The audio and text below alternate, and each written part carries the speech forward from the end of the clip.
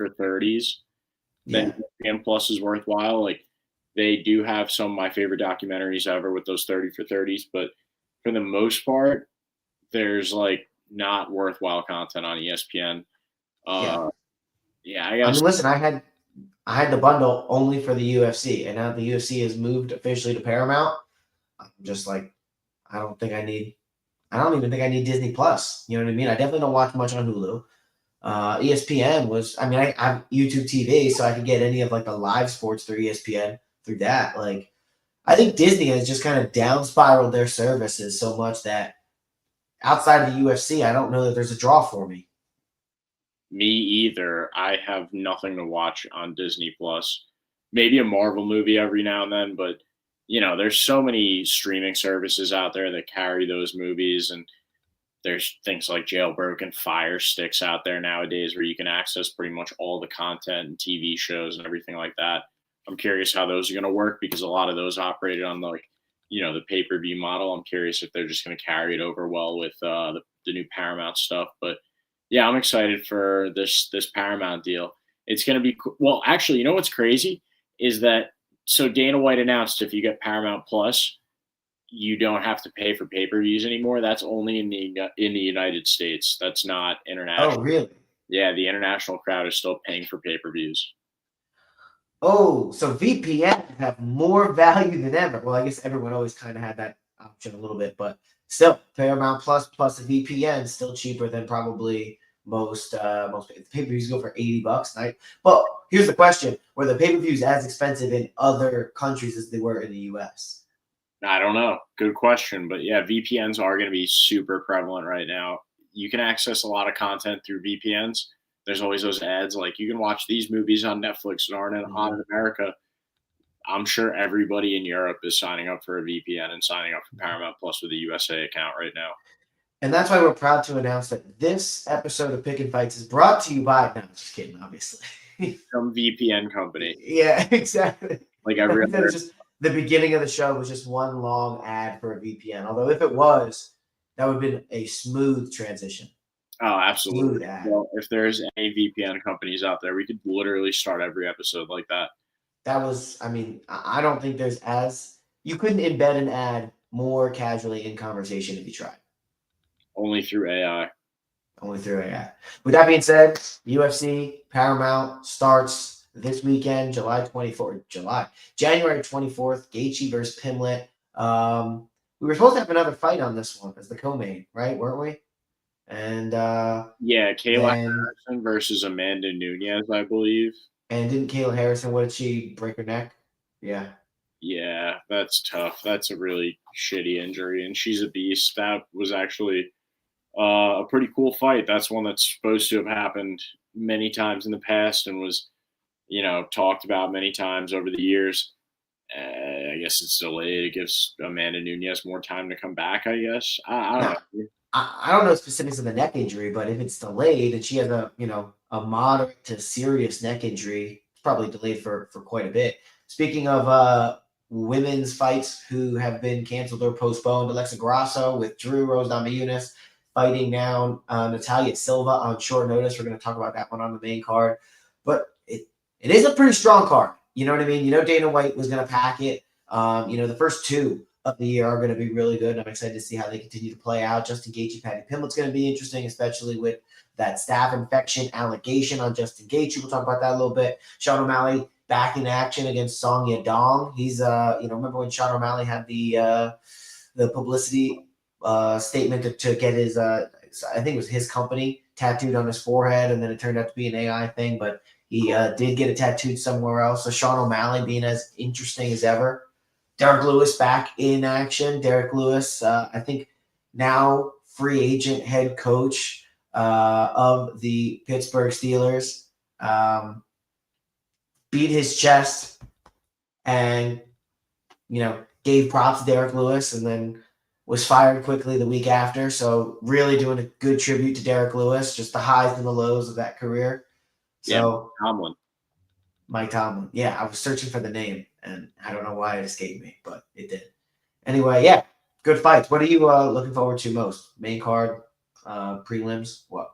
There's certainly name recognition on this card, like you mentioned. I mean, everybody's a star. Everybody is in one of these fights. I mean, all of these fights. One of the fighters is someone that we've heard of, except for maybe Atiba Gauthier and whoever he's fighting down there. It's another name I have to learn. But majority of these guys, everybody's going to be very familiar with. And I think the one I'm most excited for might be the Song Yadong versus Sean O'Malley fight.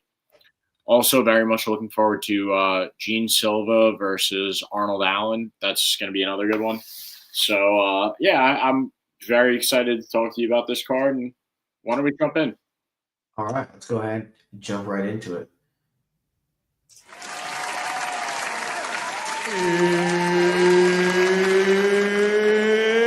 It's time! All right. What's kicking? Damn, I stepped right all over your applesauce. I don't care. Listen, in case you didn't know, that's Tom. I'm Keith. We're picking fights. So, yeah, we're here to talk to you about UFC. What's the number on this one? I'm surprised they didn't restart with just Paramount. Oh, hey, what's up, Thomas Manzanero? It's been a while, dude. How you been? That's on us. UFC 324. We're calling them numbered cards now, not pay-per-views. I don't know if that's the official name or if that's going to get an update at some point. But UFC 324 is what we're talking about here. Okay, cool. 324. I'm surprised they didn't reset with like UFC on Paramount. Paramount 1, right? Yeah, but I guess they were doing the numbered cards like well before they were with ESPN and even before they were on. Maybe the fight nights might change to that. I remember you had UFC on ABC, UFC on ESPN. If everything's on Paramount, I would, there might be a UFC on Paramount 1. Yeah, that would make sense. So far, it looks like it's just labeled UFC Fight Night, so it looks like they're keeping the same naming structure. But I would have called it UFC on Paramount because you only have it for a limited amount of time, right? Right. And so anytime it moves forward or is talked about in history, it's going to be UFC on Paramount 1, UFC on, But what do I know about marketing? I don't know anything. No, and a good point. I guess it also depends too. Like if you want to signify UFC 324 was the start of the Paramount era, maybe you would have done UFC on Paramount 324 or something like that. But just UFC 324. There's no. I wonder. We'll see. We'll see this weekend if they're going to do anything. You see it right there on the banner, the Paramount Plus logo. So. Anyway, that's going to be a trivia question one day. What was the first UFC event on Paramount Plus? And it was UFC 324. So let's kick it off with our prelim.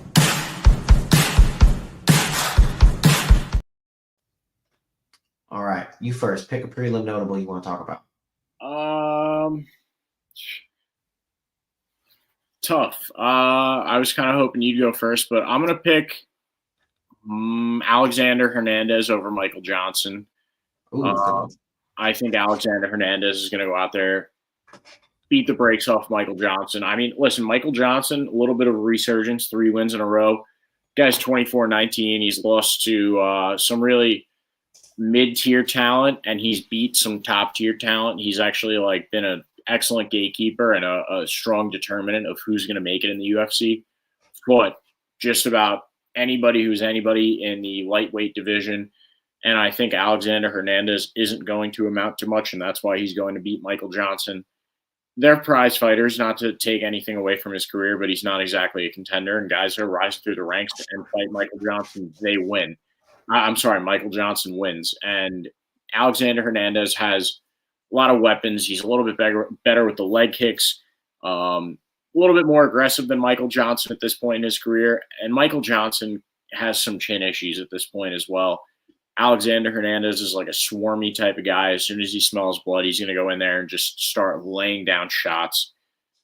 And I think he's going to put Michael Johnson in a couple of bad spots. I don't know if he'll finish the fight.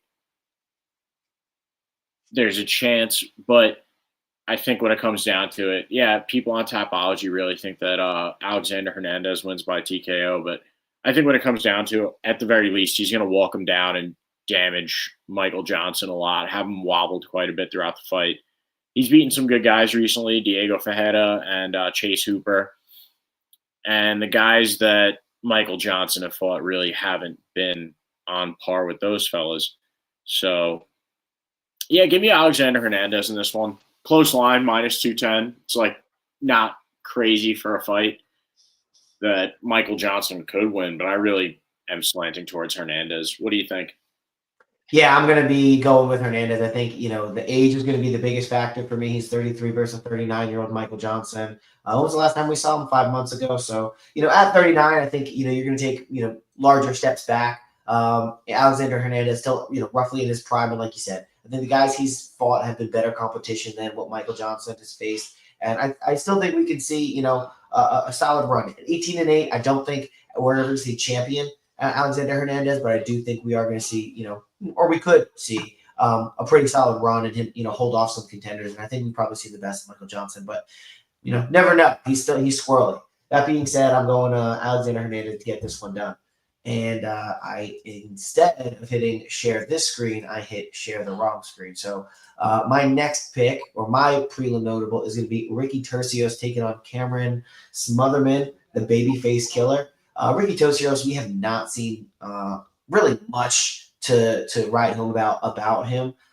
He is 2-3 over his last 5. Those 2 wins, Kevin Natavidad by split decision. And that was one of the worst fights of all time, where it was just total avoidance by Ricky Tercios coming off his first loss. Eman Zahabi outside of the contender series, off of Tough. He had that win on Tough, or on the split decision win on the finale of Tough against Brady Heisman. It's really kind of been all downhill from there for him. Lost to Raul Rosas Jr. via submission, I think in the first and second rounds. It was early on. Bernardo Sopaj, unanimous decision loss a year ago. When you look at Cameron Sutherland, he's got 3 wins coming into the UFC. Jake Hadley was his unanimous decision win on his debut fight, which you don't see very often. And then a loss to Surnay City and Ricky Simone, which we've seen some really good things from Ricky Simone. He's got a couple losses. He's not always going to give you his best effort, but Ricky Simone is an extremely solid fighter. And Cameron Sutherland going to a decision with him tells me all I need to know about Cameron Sutherland, because Ricky Simone, he's not going to give you his best, but he's always going to give you a tough time out. So I like Smotherman because of the UFC level competition he's fought. He's a solid grappler. Tercios just seems very avoidant and seems like a lot of flair, and doesn't seem to have much to back it up. So he's all bark, no bite. Give me Cameron Sutherland to get this one done. Minus 205, but you can see on Tapology here, plenty of people are on Sutherland. I think there's an opportunity to add him to a parlay, make some money even straight up minus 205. It's not that bad considering how large of a skill gap I think there are between these two guys. What do you think? Right there with you. I unfortunately haven't been impressed by Ricky Tercios, a guy that I really wanted a lot from when he was on The Ultimate Fighter. And Cameron Smotherman, younger guy, faster guy. I think he's going to, again, like the last fight, have a lot of moments. I think it's less likely that Cameron Smotherman's going to finish Ricky Tercios, but I think that it's going to be a lot of walking him down and owning the octagon at the very least. I think it's going to be a decision victory just based on the effort that Cameron Smotherman puts out versus Ricky Tercios, who has not shown me much and hasn't been super aggressive, super technical. He's very brutish. That's a good quality. I'm not taking him down by saying that. He is an animal. And he is willing to, he's an animal in the way that, not like, oh man, that guy's an animal, but like he's got very animalistic tendencies where he's going to lash out like when things come down to it, but he's not the aggressor. He's more like a cornered animal, don't get too close and then maybe he'll swing a little bit, but he's not going to be the aggressor. So yeah, give me Cameron Smotherman. All right. Any other prelim notables you want to talk about? Yeah, I kind of want to talk about Nikita Krylov versus Modestas Bukauskas. I am going with Modestas Bukauskas. He was a guy he was the champion over at Cage Warriors, I believe. He was a really highly touted prospect in the light heavyweight division because of that. And then the only thing that took him out of that that knee stomp by Khalil Roundtree that basically blew up Modestas Bukauskas' knee, completely derailed his career for a couple of years there. Now he's on a 4-fight winning streak against pretty solid competition. You look at who he's going up against. Paul Craig last time around. I mean, not that Paul Craig has been incredible or anything, but Paul Craig is not the easiest guy to beat. And the way that he did it, he got on top of Paul Craig, and that says a lot to me. I mean, he beat the snot out of Paul Craig, dropped him, and then elbowed the crap out of him from on top. But like Paul Craig, even when stunned, phased, in the worst position possible, has shown us that he is willing to, like, is able to wrap up a dude and submit him. I like Bukowskis in a lot of ways. The anti-jiu-jitsu that he has, but then he's also Jan Kudalaba, Rafael Sequeira, and Marcin Prachnio, all good fights for Bukowskis. And Krylov just hasn't looked like how we thought he would. He lost to Dominic Reyes 2 fights ago. And who's his most recent? Bogdan Guskov. Oh, yeah, Guskov. And Guskov's not bad or anything. Guskov's solid, but I think that Bukowskis is better than Guskov. And Modestus Bukowskis, big number of people looking at, like, on Tapology, like, Krylov is going to get finished by Modestus. I happen to agree with those people. I think Modestus is probably going to finish Nikita Krylov. He's got a nasty leg kick. He's very strong, and Krylov at this point, chin issues, not as fast. So, Modestus Bukowskis. That's who I got. What do you think? I like it. I'm going with Modestus Bukowskis as well. One I want to highlight is Charles Energy Johnson taking on Alex Perez, the decision. Alex Perez 1-4 over his last 5 UFC fights. Dating all the way back to 3.5 years ago, lost to Alexander Pantoja, submission, let that one go. Muhammad Mokaev, he lost via decision. He's got a win over Mateus Nicolau via right hand 1 year and 8 months ago. Got back in the cage, lost to Tatsuro Taira. Knee injury from takedown. I don't remember that one. And then Azu Almabayev, he lost via submission just about 2 months ago. Charles Energy Johnson, 4-1 over the last 5, so kind of the opposite record. Jake Hadley, he's got a decision win, uppercut, knockout of Joshua Ban, Sumaderji win, lost to Razaman Tairov, and then has the win 4 months ago to Loner Kavanaugh knockout. I think these are two guys who are on a little bit different areas of the fight. I don't think Alex Perez is quite as bad as his record would show. You saw some decent names in there. And you saw, a couple losses that, were because of like a knee injury or this and that. But I think he's a solid fighter. I just don't think he's as good as Charles Johnson. Charles Johnson at 125-pound division to be 5'9" and a 70-inch reach, and then to know how to use that and then, maintain your stamina against these guys who are smaller and fast. I think that's the biggest difference here is Charles Johnson is really good at maintaining distance. Even though he's 2 years older, look at all of those different gyms that he's at. Tiger Muay Thai, Marcielago MMA, and St. Charles MMA for his jiu-jitsu. He's got a lot of he's got a very unique style. He uses his length well. He's got power hands. He knows when to throw light jabby punches, and he knows when to come in hard. I think Charles Johnson is going to go ahead and get this one done. I think he's a better fighter here. I don't know that he's going to finish Alex Perez, but I do like him in the stand-up, and I like his takedown defense. And I just don't know if I love Alex Perez grappling-wise, and in the striking matchup, like I said, going towards Charles Johnson. So for all those reasons, I'm going with the energy to get this one done on the prelims. Yeah, I like that pick a lot. I like it a lot. I just have one that I really want to mention, and that's Umar Nurmagomedov versus Deiveson Figueiredo. I'm glad you mentioned this one. Yeah, it's one that has to be watched because Deiveson Figueiredo is a legend. He held the belt at featherweight, right? Featherweight for a while. No. This is featherweight now. He was at bantam. No, I'm sorry. What was he? He's at bantamweight now. He was at the one lower. Featherweight, bantamweight. And then that's 25, 35, 45 is flyweight, bantamweight, featherweight. Right. He was at flyweight, now he's at bantamweight. Yeah, that's what was tripping me up. So yeah, when he was at flyweight, was the champ over there for quite a while, and then had that nice trilogy or quadrilogy with Brandon Moreno. That was a good time. At this point, Deiveson Figueiredo is getting beat by guys like Corey Sandhagen with the wrestling. I mean, Corey Sandhagen's great. I love Corey Sandhagen. One of my favorites in the UFC right now, just for so many reasons other than his fighting ability, mentality, everything like that. Such a cool guy. And Corey Sandhagen's a guy who lost to Umar Nurmagomedov as well. Deiveson Figueiredo is plus 800 for a very good reason, minus, I believe, 1,600 for Umar Nurmagomedov. Again, very good reason.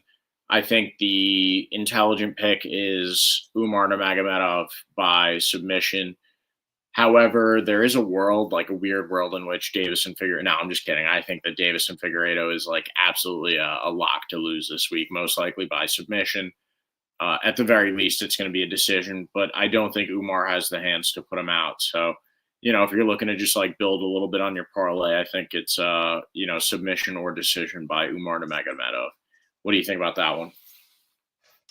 Yeah, I'm gonna have to agree with you. I'm going Umar Nurmagomedov. I don't think Davison Figueiredo at 38 years old has the juice anymore to contend with a young guy like Umar Nurmagomedov. Especially, Umar Nurmagomedov still gonna kind of battling his way back from that loss. The one win over Mario Bautista is not going to get it done. Like you said, decision guy. Has decisions all throughout his career here. Honey Barcelos, he's got out with the left hook.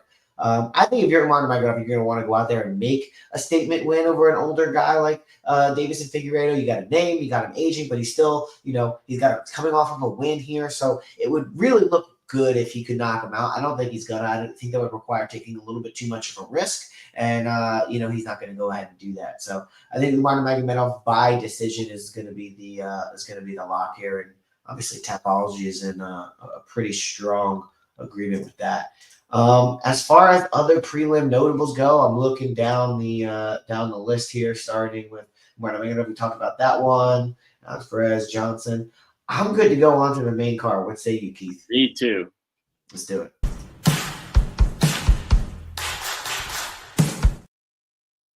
And moving on to the main card, we start with a good one. Arnold Almighty. It used to be Arnold Billy Allen. Now it's Arnold Almighty Allen. Maybe that's a Mandela effect thing. But taking on Lord Gene Silva. I assume it's Gene, not Gene Lord Silva. Lord Gene Silva, right out of Game of Thrones. My lord. So, yeah, you're right. What do you think? Well, I believe that's an onomatopoeia. The Arnold Almighty Allen, is that the literary term for that? Indeed. I think he's a great fighter. I like him a lot. I really like the relationship that he has with his dad that runs the gym, and I like when he posts about his little Tesco meals. Tesco, for the United States crowd, is like your 7-Eleven equivalent, or maybe like a Wawa or Sheetz, a little bit nicer than a 7-Eleven, where they constantly have meal deals. And it used to be a staple of Arnold Allen's social media to post what Tesco meal he got that day.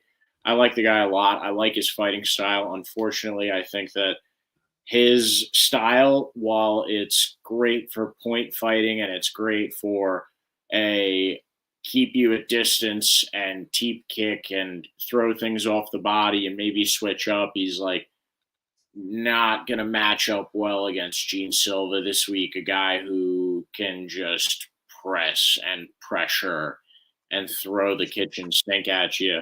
And even though he lost to Diego, it doesn't matter because Diego is different too. Diego is on that level. I don't think that Arnold Allen is on that level. I think that Gene Silva is on that level. That Diego fight was crazy. But I think that this is just another stepping stone for Gene Silva. He's going to go out there and smoke Arnold Allen, make him feel it after a couple of rounds. I think maybe like round 2 finish for Gene Silva. I think he's going to really just wear down on Arnold Allen round 1. Arnold's going to be, shielding a ton and trying to get on his bicycle and fearing the pressure from Gene Silva, because all it's going to take is like that one touch to really let him know, like, this guy's power is different. And once he does, Arnold Allen starts to just backpedal. And you can only go so far. You're in a cage. And once his back hits that cage, it's going to be what Gene Silva does to guys. And he's just going to start throwing haymakers. So give me Gene Silva. I think that he's probably going to finish Arnold Allen this week, unfortunately. But I like both guys in this one a lot. I'm a fan, but yeah, I got Gene Silva. What do you think, Tom?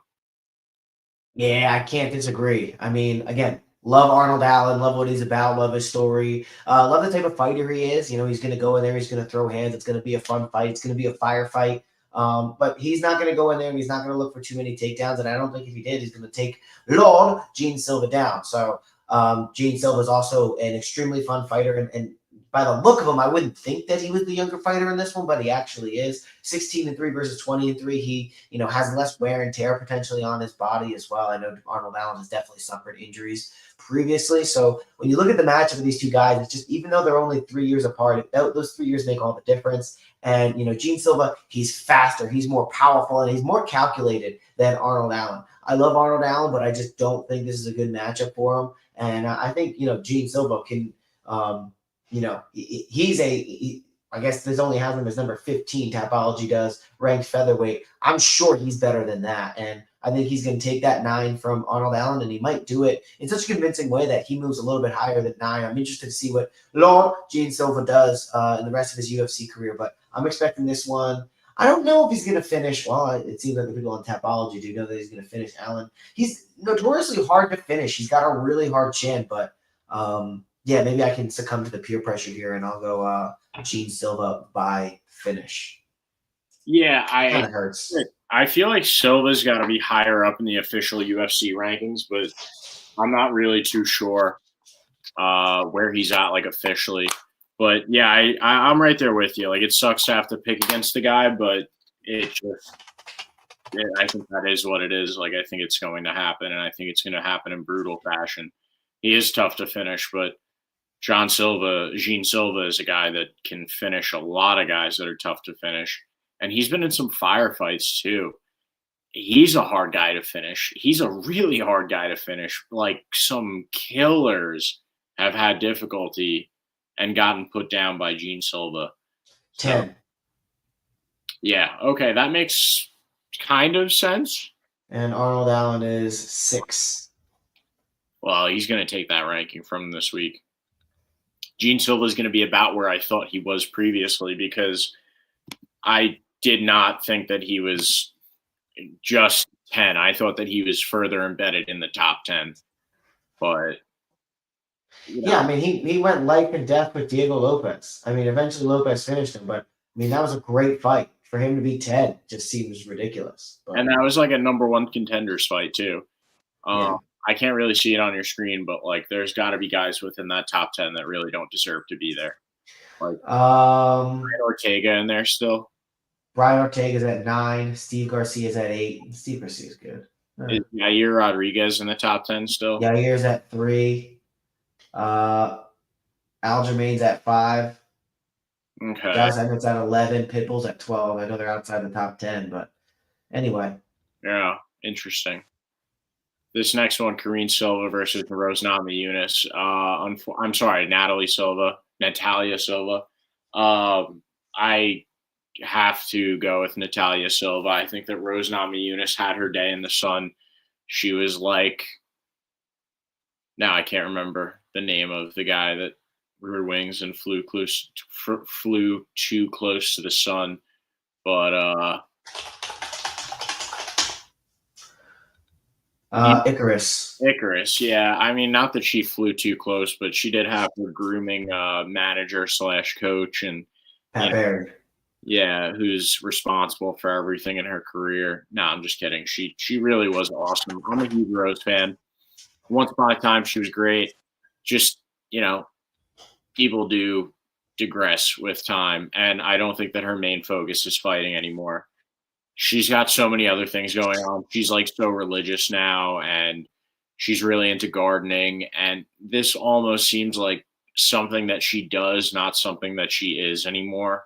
Whereas maybe in like 2020, 2021, it was like who she was. It wasn't just something that she did. And you have to really want it. And I think Natalia Silva's at that point in her career where she really wants it. We've seen Rose look a little bit like hesitant, lackluster during fights, sitting back a little bit. And Natalia Silva is certainly an aggressor. It's not going to be a finish. I just think that it's going to be like more time on the clock is going to be spent with Natalia Silva on top, controlling where the fight goes. And that's what's going to win it for her. I don't think it's going to be like, oh my God, she's beating the crap out of her. I think it's going to be like punch, feint, takedown. Oh my God. And then Rose struggling to get up. So I think it's going to be like a Natalia Silva decision. But yeah, this is going to be the one that like you're going to Listen, Rose has pulled off crazy shit before, so like maybe don't use this one as your bathroom fight. They're gonna have.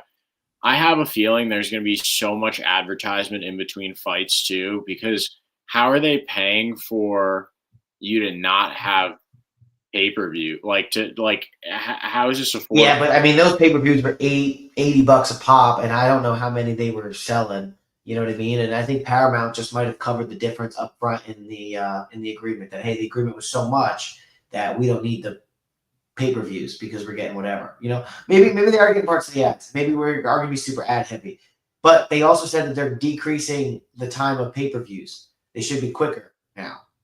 So Wild. I don't know how that, or not pay per views, but the entirety should be quicker. You know, and they're starting an hour earlier. Well, So, that I love that. That's a genius move from them because it works out.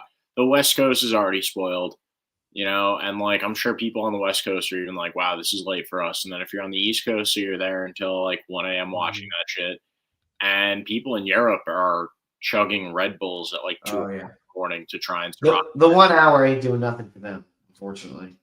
No, I mean maybe it helps them out a little bit, but it's like a little because I think it's in the middle of the night. Maybe it's like it'll start at midnight instead of 1 a.m. So yeah, no, you're right. It does nothing for them. But yeah, I think that this is probably going to be the one that we look back on in the main card and say like, well, that happened. You know, there was 15 minutes of our life, and we won't regret paying for the pay per view because we're not paying for a pay per view. Still, give me Sola. What do you think? Yeah, give me Silva. I don't know what else needs to really be said. I think she's good on the ground. She's going to control Rose. Rose is not going to be able to muscle out of it. I think there's something. I mean, she's.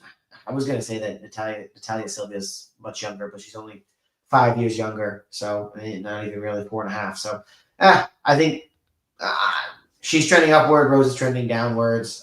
Rose could pull off something crazy, but I'm not going to bet plus 320 on that. Minus 440. I'm not even that much of a favorite in her. I'm abstaining from this financially. So moving on. Oh, Much wait. better fight. From Thomas Manzanero, just to follow up what we were saying. In France, 90% of UFC events start at midnight and finish at 7 in the morning. It's tough to be a UFC fan here. Wow, it's so interesting. I had no idea that you were from France, Thomas. That's very cool. We got friends out in France. I got, what's the song by Kanye West and Jay-Z? I don't know which one. It was on the Watch the Throne album, something about Paris. Well, we got fans out in Paris, I guess. I'm unfamiliar. Friends out in Paris. So next up, Friends. Waldo Cortez Acosta versus Derek Lewis. What do you think about this one, Tom? Just a couple of friends hanging out. Waldo Cortez Acosta, Derek Lewis. You know what? I was surprised to see minus 325 for Waldo Cortez Acosta. And if we look back in the comments too, I think somebody was saying that they're, oh yeah, Thomas, you were saying that you were excited to see Waldo Cortez Acosta back in action.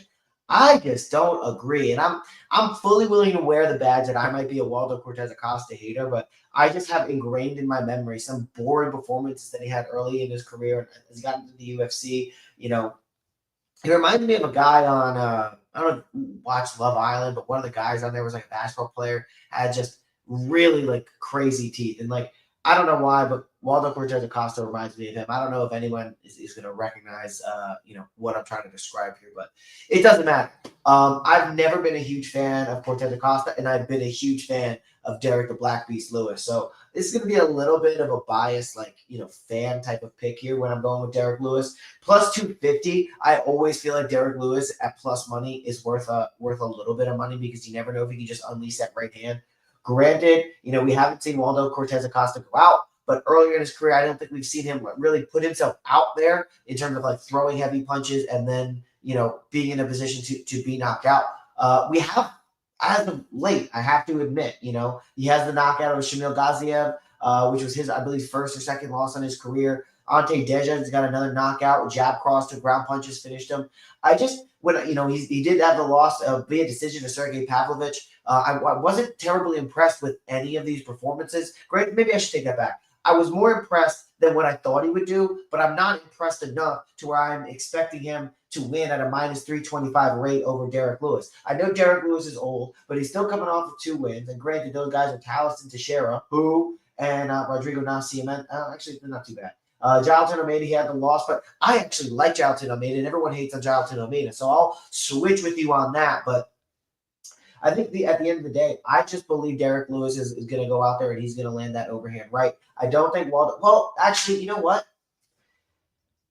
Can I take Derek Lewis by knockout and then Cortez Acosta by decision?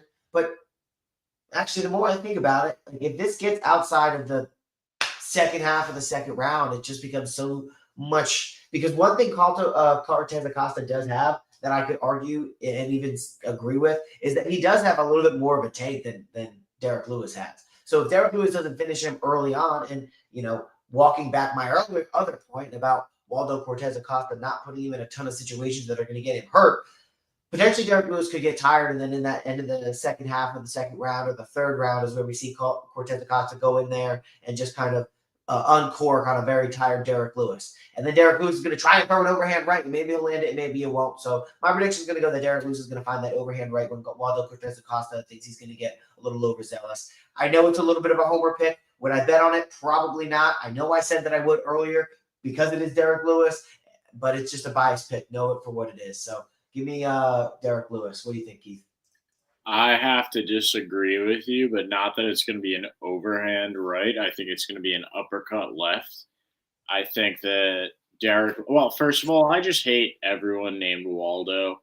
I hate Where's Waldo. I hate Waldo Cortez Acosta. And outside of that, I don't know any other Waldos. It's such a stupid name, bro. Like, Waldo is like something you name your pet penguin. It's not what you name your 7 foot tall heavyweight fighter kid.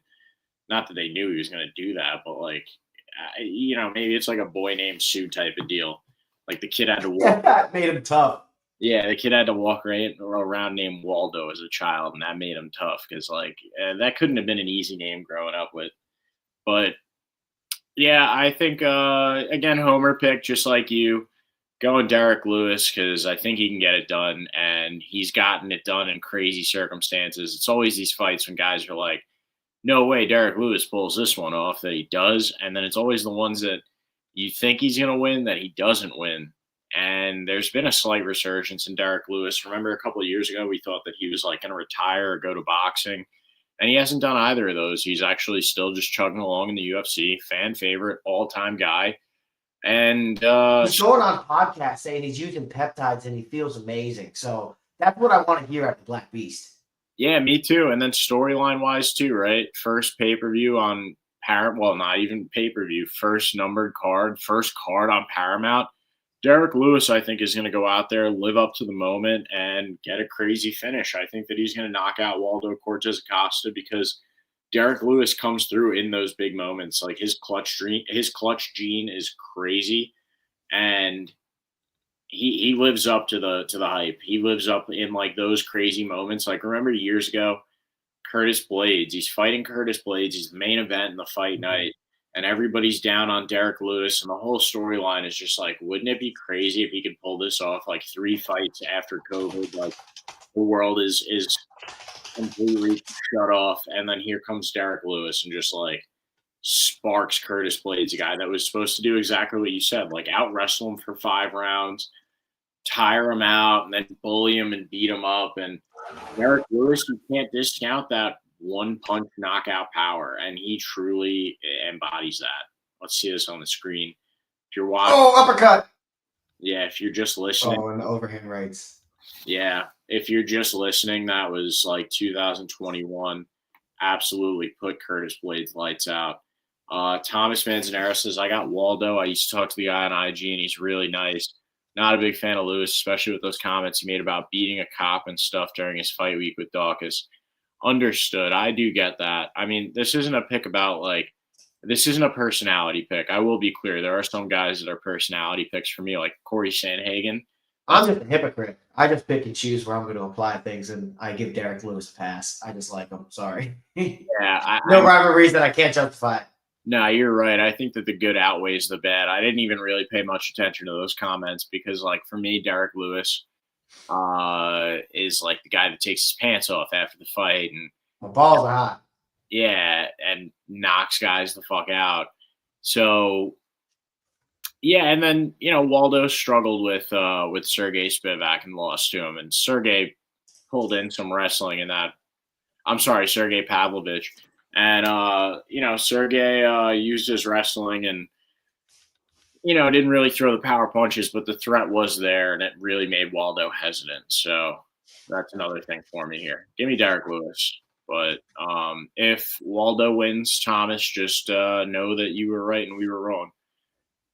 Sean O'Malley versus Song Yadong in the co-main event. I'm so pumped for this one. This is very, very exciting. Sean O'Malley coming back after 2 losses. Song Yadong also 3-2 over his last 5, but not on that 2-fight losing streak in the same way that Sean O'Malley is. Sean O'Malley's had a tough go of it. Let's see. Let's go back and review these. So Sean O'Malley, last loss was to who? I'm not really seeing on your screen. I'm gonna pull up Tapology on mine. Last loss, Merab Dvalishvili. He's also lost before that to Merab Dvalishvili. And before that, we got all wins. Yeah, I mean the Piotr Jan fight, debatable. Like 4 or 5 fights ago, that one is certainly like, all right. I think I personally think that Piotr Jan won that fight, but Piotr Jan is also currently the champion, so who cares who thinks who won what fight? Those fights are long gone. What matters is now, and Sean O'Malley is probably going to pull this one off, but I think that Song Yadong is going to land a couple of solid strikes with these more compact guys that are good with their boxing and really good at closing the distance, moving to the outside, and throwing heavy, heavy shots in the way that Piotr Jan did. I do think that Song Yadong is going to have some success there, circling around, throwing hooks, landing things to the body of Sean O'Malley. But ultimately, I think that Sean O'Malley is going to use that length to keep Song Yadong at distance for like the majority of the fight. Maybe he'll wear a little bit of damage, but his recent struggles were just to Merab. He did lose a little bit of his juice. He knows it. But I think this is going to be the resurgence fight for Sean O'Malley. I think it's going to be the one that really puts him back on the map, gets people going like, oh, okay, he's good again. Because Song Yadong is not Merab. He's not the guy that's going to go out there and take down Sean O'Malley 25 times. And if you're a bettor, it's slightly more favorable now because, being that Sean O'Malley just lost 2 in a row, like if this was before the Merab fights, his odds probably would have been minus 400. But because he just lost 2 in a row to Merab, he's minus 200. So he's a really solid parlay leg here. And Thomas said it in the chat. Sadong is going to have difficulties with O'Malley's length. Absolutely true. Like I was saying, he's going to keep him at distance. Really good with stuff coming up the middle. It's going to be a constant battle of Sean O'Malley keeping him at distance with things up the middle.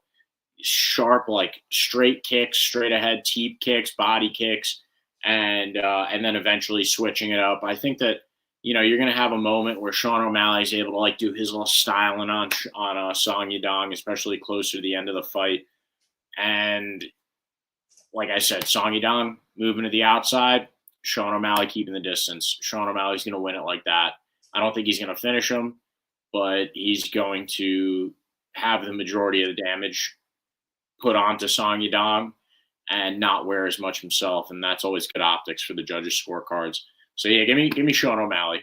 What do you think, Tom? Yeah, I'm going O'Malley for a lot of the reasons that you mentioned. Namely that when I think of Song Yadong or Yadong Song, whichever order we're doing those, I know we flip flop them. I think of him as a guy who's quick, who's strong, hits hard, but I also think of him as a fairly orthodox and straight down the line fighter. He's going to come at you and he's going to, move some head movement, but he's not going to use a lot of off the line movement. And that's what Sean O'Malley specializes in. He is a extremely unorthodox fighter. He's extremely accurate, which accuracy beats speed. What does Conor McGregor say? Timing beats speed and accuracy beats power and timing beats speed. I totally butchered that, but the same thing is true, and it applies to Sean O'Malley. Timing beats power, and accuracy beats speed. However you want to break that down. Sean O'Malley is fast. He is accurate. He does have power, and he knows how to put guys out. He knows how to confuse guys. He knows to step off the line. He knows how to circle out. I don't think he's going to be someone who's going to find himself trapped, especially after going through all those training camps back-to-back training camps for Merab Dvalishvili where you don't want to get your back against the cage because then it makes you susceptible to the takedown or being held against there. I think he's going to use all those skills against the guy who's going to be nowhere near as good at getting him trapped up against the cage. I think we're probably going to see one of the best versions of Sugar Sean O'Malley that we've seen.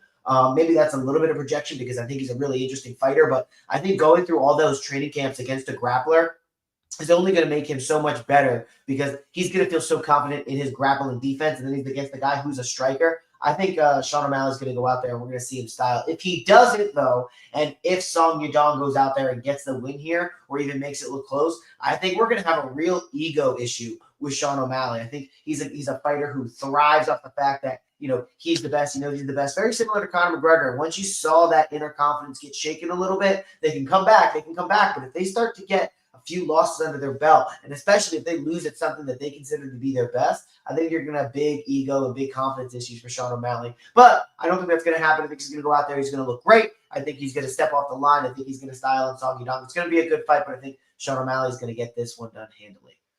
I'm right there with you, and I've actually thought about that a lot in the past couple of days about Sean O'Malley, that, like, if he loses, then that Sean O'Malley that we saw, like, built up over years and had maybe, like, 2 title defenses, or I don't even know if he had any title defenses, but, just that Sean O'Malley that we saw could be long gone, and I think that he knows that too. It's like win or go home, and what helped him out too, just to compare him with McGregor, is that, like, McGregor's losses started coming with Nate Diaz, and as far as I can remember, and I think that that's a little bit more shattering, considering, like, and this is funny because Ben Askren and Daniel Cormier were just talking about this the other day and got some hate from Nate Diaz, where they were like, "Well, he was like 16-12 or something," and then you compare that to Merab, who, if you lose to a guy like Merab, you're saying to yourself, like, all right, I just lost to a guy who's potentially, like, one of the best of all time in our division, beat, like, 5 dudes in, like, a 13-month span handedly. And, I was just another casualty, as opposed to, like, damn, I just lost to this guy who's, like, smoking weed half the time, not taking it serious. But, it's definitely a better look for Sean O'Malley to lose to Merab than anybody else. And you're right. I think that we're going to see the best version of him after all that, because he knows it's win or go home. You drop hard if you lose this fight. Your stock drops. So, yeah, give me Sean. Main event. All right, main event. Justin Gaethje, Patty Pimblett. How much are we reading into the, well, I guess I can pull it up here. Caution to the viewers if you get skeeved out, but Justin Gaethje staff. How much are we reading into this here? It was a little while ago. I think that, like 2 weeks ago or so now. I think that time to recover. So, all right. If you say so, that's still 2 weeks of very critical fight camp to potentially be on antibiotics for. Yeah, I agree. I mean, I think that it won't have – I want you to go first, but I don't think that it'll have as big of an impact on the ultimate outcome as some people think it will. Like, I think that regardless of whether he has staff or not, the outcome is going to be the same. But I want to hear what you have to say first. How do you think this fight's going to go? So it's really interesting because I feel like Justin Gaethje is the first legitimate KO threat that Patty Pimblett has fought or faced at this point in his career, at least inside of the UFC. 23-3. Jordan Levitt, not a KO threat. Jared Gordon, not a KO threat. Tony Ferguson at 40 years old at that point in his career, not a KO threat. King Green, Bobby Green, I guess kind of a little bit more, but these guys are at 2 different points of their career. Not a knockout threat. It really should be if you're on the trajectory I guess Patty assumes himself to be on. Michael Chandler, a little bit of a knockout threat, but he's also a wild card in himself and I mean, I guess in a lot of ways, I think of Justin Gaethje as a better version of Michael Chandler. I think he's got a little bit of a better chin. I think he's a little bit more technical. He throws a little bit harder. And even though he's not that much smarter, he's a little bit smarter. Or at least it pertains to fighting. They are so much more similar than I even realized just thinking about it now. But Justin Gaethje, I think in this one, he's, sees what's happened in lightweight. I think he stays motivated. He's not a guy who needs to fight all the time. That win against Rafael Fiziev looks really, really good for Justin Gaethje. He's got the loss to Max Holloway with that last-second knockout loss. That might be one of his only knockouts ever. So I'm not willing to say that his chin is broken, especially when he's willing to throw all caution to the wind. The difference here is I think Paddy Pimblett, and unless I've seen a change or unless he goes and changes, I'm not going to change my opinion. But he always has his chin so high up in the air. And the reason I wanted to talk about, the guys that he's fought that haven't necessarily been KO threats is because his chin in the air is not going to matter as much. Against Justin Gaethje, a guy who's really good at overhands and uppercuts, hooks, punches that, I guess all punches can really land on the chin, but when you have it so high in the air, I just think that Justin Gaethje is going to eventually tee off, and we got 5 rounds here. So as Paddy gets tired, even if he's able to work and train out for the first few rounds when he's fresh, keeping that chin down, I just feel like old habits die hard, especially as you get tired, and he's going to leave it out there for Justin Gaethje to wallop. And even if he doesn't get knocked out by it, I still think it's going to be a bad visual, cause him to stumble back, and it's going to potentially hand Justin Gaethje the round. And, Paddy Pimblett, he has a lot of volume punches, but let's look back at his record here. He's got a knockout win over Michael Chandler with the elbow. He submitted Bobby Green, decision Tony Ferguson, decision Derek Green, submitted Jordan Levitt. He's not that much of a knockout guy. Now, he has been as he's gotten later in his career, and I know he's training now with Sean Strickland, and they're talking about dieting, getting on point. All of those things would back up why he's a minus 235 favorite. But Justin Gaethje, even at 37 years old, in a strictly stand-up battle against a guy who leaves his chin in the air, I know Scouses don't get knocked out. I know that, but shoot, man, I can't pick against Justin Gaethje here. Looking at Tapology, 63% have Pimblett by decision. That's probably fair. Gaethje by knockout, Pimblett by decision. I can see Pimblett landing the more impactful punches. Justin Gaethje looking for big knockouts, taking big swings, getting landed upon because he trusts the chin, and then maybe doesn't find that knockout punch against Pimblett. But expecting Pimblett to win 3 or 4 rounds against Justin Gaethje and not get knocked out, I'm just betting more on the knockout side or on the impactful punches side of Justin Gaethje than Paddy Pimblett. Maybe there's a little bit of bias in there too. I'm noticing this 2026 Paramount era of my picks here. I have a little bit of fan bias. Maybe I had it before. Maybe it's new. Who knows? I'm going with Justin Gaethje. What do you think, Keith? I disagree. I just want to mention that the majority of votes on Tapology were by submission, and that's. Oh, and somehow we lost connection with Keith after he's picking against Justin Gaethje. So that's a shame. No, I'm kidding. That's great. I think that what I meant by there's going to be no impact on whether he has staff or not on the final decision or the final outcome of this fight. It's because we've seen Justin Gaethje go up for title fights and interim title fights how many times now? I think the only one that he's won is against Tony Ferguson. And other than that, every time he's fought for a belt, he's lost by getting choked out. I have seen Paddy Pimblett, the minus 235 favorite, to win the lightweight vacant or interim belt. I've seen him get dog walked by Jared Gordon. And I think that Paddy Pimblett knows that he doesn't stand a chance striking and standing with Justin Gaethje. He's really good with those body-to-body takedowns where he wraps up a leg, like those judo takedowns, and his jiu-jitsu is excellent. My outright prediction for this fight is for Paddy Pimblett to win by a choke in round 2. I think that he's probably going to get pieced up quite a bit in round 1, and he showed that he can wrestle against Michael Chandler. I think that he's going to take Justin Gaethje down and then just wrap him up and do what he's really good at and what he knows that Justin Gaethje isn't necessarily good at. If I was coaching Paddy Pimblett in this fight, the goal would be to go to the ground with Justin Gaethje and then eventually snatch neck or limb and make him tap. And unfortunately, Justin Gaethje's not a guy that taps. I could see there being a Derek Lewis knockout and a Justin Gaethje getting his arm broken on the first pay-per-view of Paramount, and Joe Rogan screaming, "Oh my God, it's a spiral fracture," like as it's happening. But I don't read whatever language that is. I believe that's Japanese or Korean. Yes, Japanese. We don't have the translator on this end, but at least I don't. Tom, you want to run that through a translator? I can't. Maybe let's not. We never know. Yeah, it could be something crazy. Also, though, it could just be like, "Hello, how are you? Nice to see you from Japan." So, anyways, oh, I fight for Ryzen. Oh, nice. I'm 19 years old. My record is 11-1. I will definitely fight in the UFC. We appreciate the translation there. We would have never done that on our own. Yes, and Ryzen is a great organization. There's been some good UFC fighters that have come through there.